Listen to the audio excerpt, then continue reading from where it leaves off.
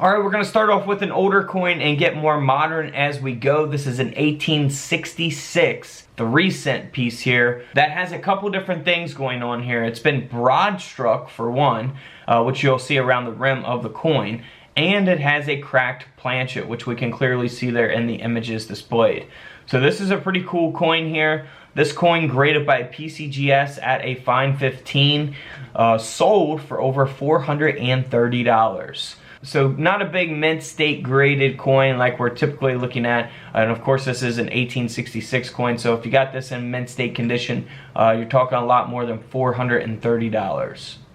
Here is a 1903 Indian head cent that has been double struck. So as we zoom in there, you can see the design double struck. It's graded by Annex at an 8, very good 8. So very low on the coin grading scale. The grading scale goes up to 70. 70 is the best grade you can get. And this coin ended up selling for over $310, even in this condition, because of that double strike. Here's another Indian head cent from 1907, graded at a much better grade, a mint state 64 red brown by NGC. This coin has a lamination here on the reverse of the coin. So as we zoom in there, we can see that.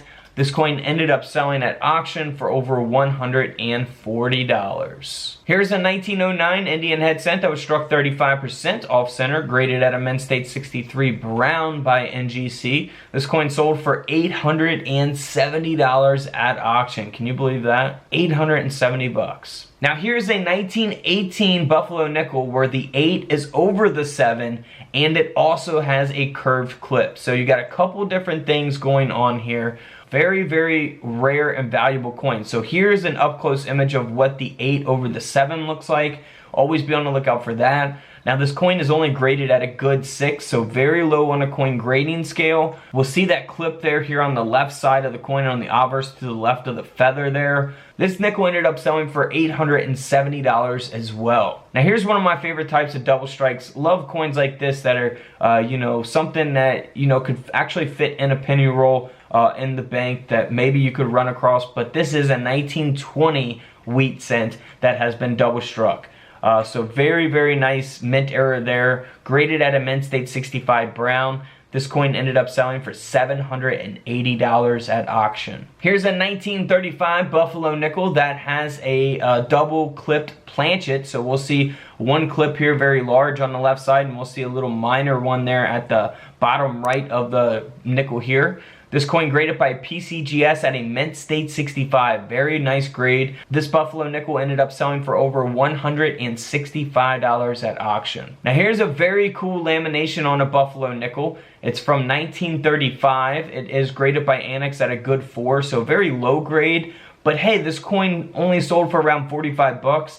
Heck, I would add it to my collection for 45 bucks because that is just an awesome lamination. Now here's a 1937 Buffalo nickel graded by PCGS at a mint state 62. Struck 35% off center. This coin ended up selling for $1,200.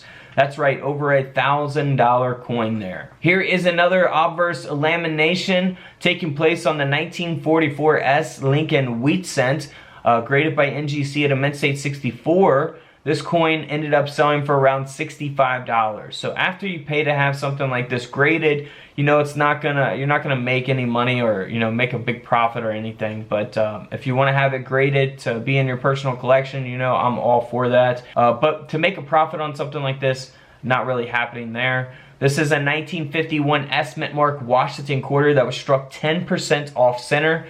The coin ended up selling for $720 at auction, graded by PCGS at a mint state 63.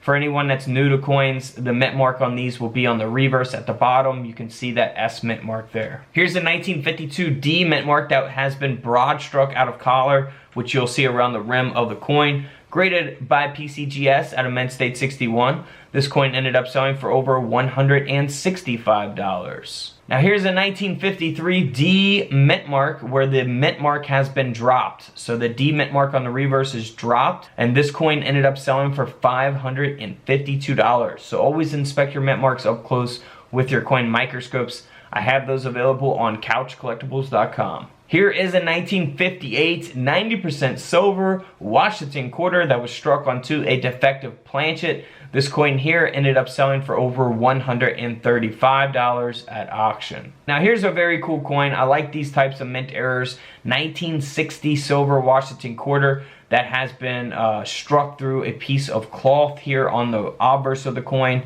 So you'll see the textured ripple design of the piece of cloth here on the quarter.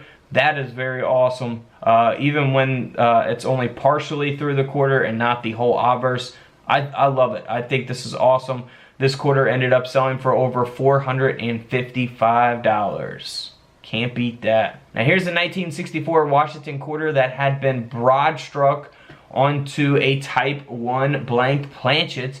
You can clearly see the mint error around the rim of the coin, of course. This coin ended up selling for over $190 at auction, graded by PCGS at a mint state 63. Here is a 2001 Lincoln cent design that was struck onto a 2001 Roosevelt dime. That's why you see both designs of the penny and the dime, graded at a mint state 67 by NGC. This mint error coin sold for nearly $1,000. Here's a no-dated Lincoln cent that has been broad struck with an obverse brockage. This coin graded at a mint state 65 red-brown by NGC, sold for $120. Here's another no-dated coin. This is the Indian head cent. It does have corrosion, it says to it, so you can't really grade this coin because of how damaged it is. However, the coin has been struck through here on the obverse of the coin, struck through a fragment. So that will give the coin value, even though it's not, you know, a high graded coin or you know, a certain graded coin, right? So the mint error is where the value is at for this Indian head cent, and that's why the coin sold for over $320 at auction. Alright guys, feel free to subscribe in the middle, check out the videos to the left of me, and until tomorrow, I'll see you guys in the comment section below. This is Couch Collectibles, and this is where I disappear.